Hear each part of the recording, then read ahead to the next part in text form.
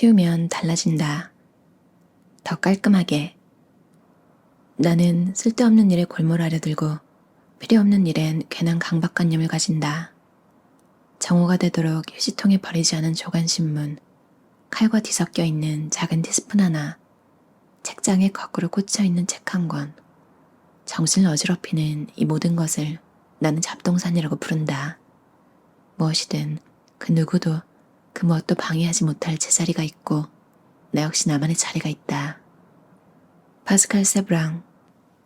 늘 물건을 찾아 헤맬 필요가 없고 벽장 하나를 열기 위해 돌아가야 하는 구석진 공간이 없이 깔끔하게 정리된 방은 시각적인 고요함을 선사한다.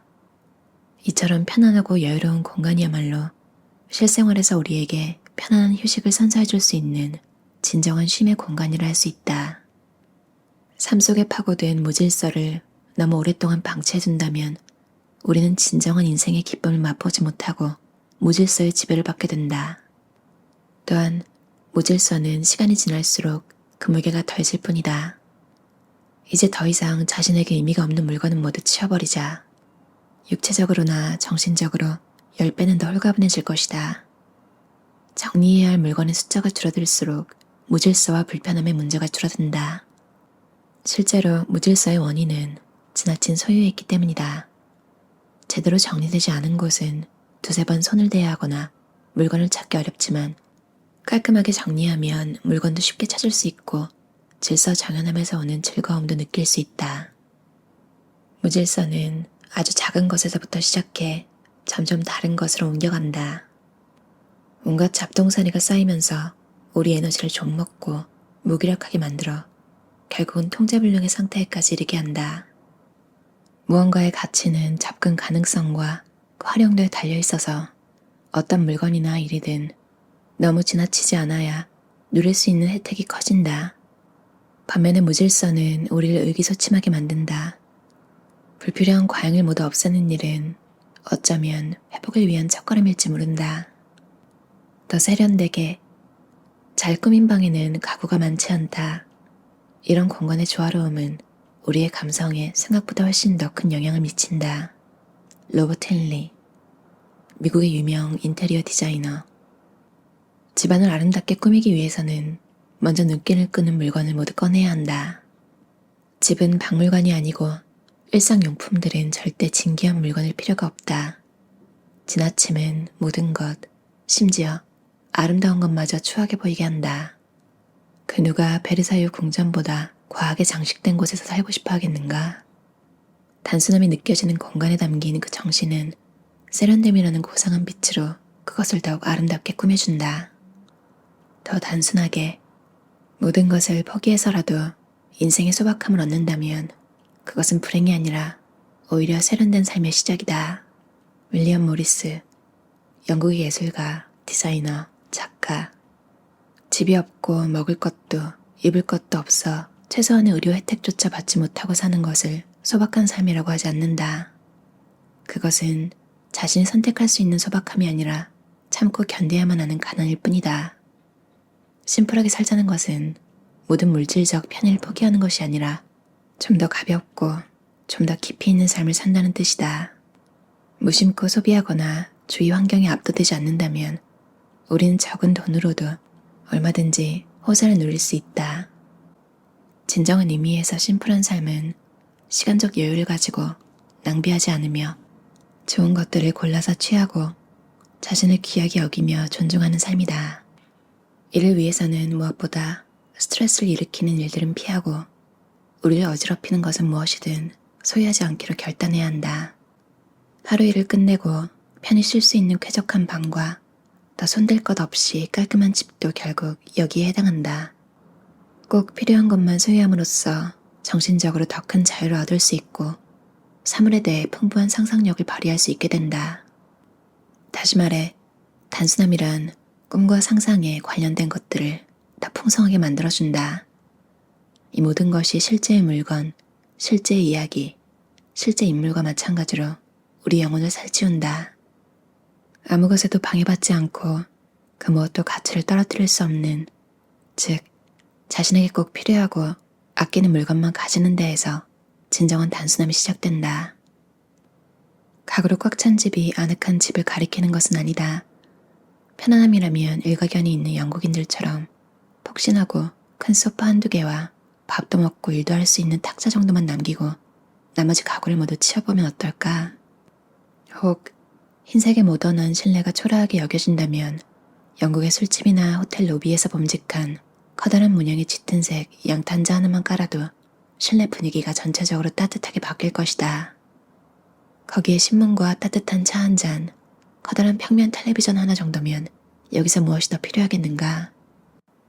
늘어나는 시간, 적게 가질수록 현재를 무한히 살 수 있다. 우리에게 주어진 매 시간, 매일, 매일을 제대로 살 수 없다면 인생이 무슨 의미가 있겠는가? 우리는 집에 있든 밖에 있든 대부분 어떤 물건과 관련된 행동을 할 때가 많다. 그 물건에 대해 생각하고 말하고 갖고 싶어 하다 결국은 그것을 사서 가지고 다니고 간직하고 손질하고 정리하며 흘려보내는 시간을 생각해 본 적이 있는가? 필요 이상의 것을 버리고 실제로 꼭 필요한 것들만 소유하다 보면 더 큰 삶의 의미와 기쁨을 찾게 되고 더 평화로운 인생을 맛보게 될 것이다. 최소한의 물건만 놓인 여백이 있는 집에서 우리의 삶은 오히려 더 풍요로워질 것이다. 줄어드는 걱정. 제일 걱정이 없을 때는 내가 가진 것이 적을 때다. 무언가 부족할 때보다 지나칠 때 내 근심이 크다는 사실을 신께서는 아신다. 아빌라의 성녀 테레사. 우리가 걱정하는 것의 대부분은 소유에서 비롯된다. 지나친 소유에서 벗어나는 일은 이런 문제들을 줄이는 것과 같다. 만약 그것을 소유하지 않았다면 생기지도 않았을 걱정거리에 늘 시달리며 지쳐있진 않은가? 곰곰이 생각해보면 우리의 소유는 재정적 측면뿐 아니라 감정적, 심리적, 정신적 측면에서 그것을 살 때 치른 비용보다 더 큰 대가를 치르게 한다. 더 버릴수록 정신은 더 맑아진다. 모든 과잉은 우리의 지적 기능을 마비시키는 원인이자 그 결과다. 무엇보다 인간은 에너지에서 비롯된 존재다. 그렇기 때문에 물질적 영역에 속한 것들에 에너지를 쏟아붓다 보면 스스로 한계에 부딪힌다. 비움은 이미 우리 안에 잠재된 에너지를 배가시킬 수 있게 해준다. 또한 집착하거나 애착을 갖지 않는 삶은 우리에게 에너지, 즉 생명력을 불러일으킨다.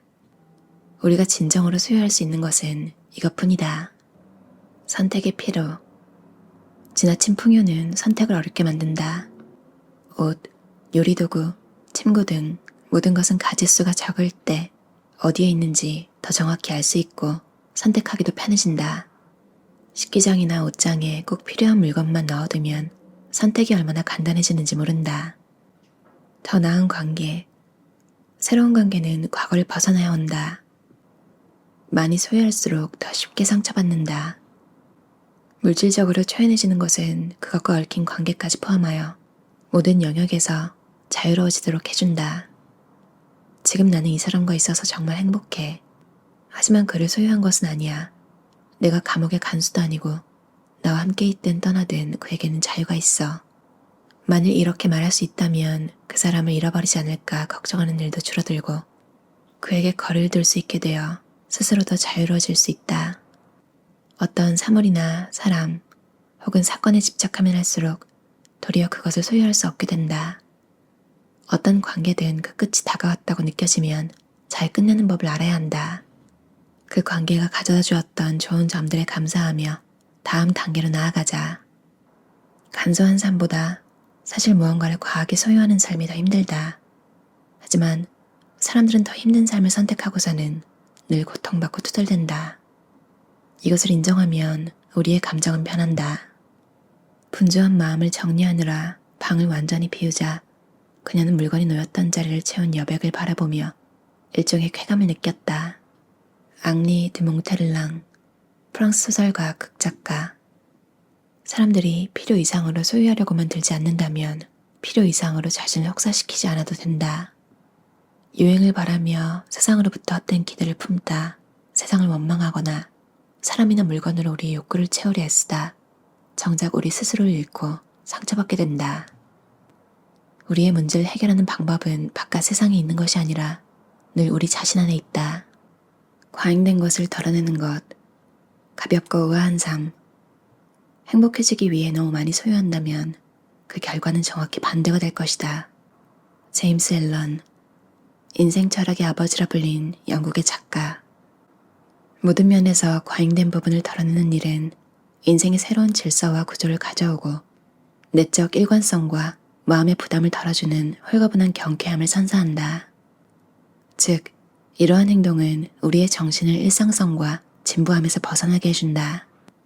정신을 풍요롭게 하는 데 도움이 되지 않는 만남, 불필요한 독서, 과시하기 위한 소비, 의미 없는 행위 등을 모두 멈춰보자. 그러면 모든 것은 저절로 제 의미를 찾게 될 것이다. 이렇게 살고자 하는 결심이 확고할수록 불필요하게 과잉된 부분을 제거하는 작업이 더 쉽게 이루어진다. 더 버릴수록 정신은 더 맑아진다. 다락방이나 벽장 혹은 시골집에 쌓아둔 잡동사니가 사라질 때 우리는 마침내 자유와 행복을 느낄 수 있다. 버리는 것은 어떤 만족감이나 즐거움을 위해서가 아니라 더 자유롭고 평온하며 우아한 삶을 위한 일이다. 버리면 진짜 내 모습이 보인다. 더 나은 삶보다 단순한 삶. 단순한 삶을 살고자 하는 것은 더 나은 존재가 되려고 애쓰는 것보다 더 중요한 일이다. 실제로 인생이 우리의 지성을 뛰어넘는 그 무엇임을 알고 현실을 다르게 인식하는 이들이 있다. 그 예로 많은 불교도들은 고요함과 명료함을 추구한다. 가장 중요한 것만 간직하라. 언젠가는 자신의 생활과 스타일, 살고 있는 아파트와 장소와 상황 등을 바꾸는데 쓸모가 있으리라는 기대로 잡다한 물건들을 보관해두는 경우가 많다. 심지어 이러한 물건들이 서로 어울리지 않아도 어쩔 수 없이 보관한다. 현재 라이프 스타일에 어울리지 않는 물건은 모두 버려라. 아주 적은 물건만 보관하자. 이것은 가장 중요한 앙상블을 이루기 위한 가장 간단한 방법이다. 우리가 가진 물건은 각각 다른 것들과 조화를 이루어야 한다. 자신이 가진 것들 속에서 상호 보완성을 세워나가자. 자유란 필요한 것을 분별할 줄 아는 것이다. 스티븐 비진스제이, 헝가리 출신의 소설가. 우리가 살아가는데 필요한 것이 얼마나 적은지 깨닫게 된다면 무척 놀랄 것이다. 심지어 꼭 필요한 것만 갖고 사는 것이 잘 사는 방법이라는 사실을 깨닫게 된다면 놀라지 않을 수가 없다. 잘 사는데 필요한 것은 대부분의 사람들이 생각하는 것보다 훨씬 적다. 엄밀히 말해 현대를 사는 우리에게 더 이상 필요한 것은 아무것도 없다. 다시 한번 둘러보자.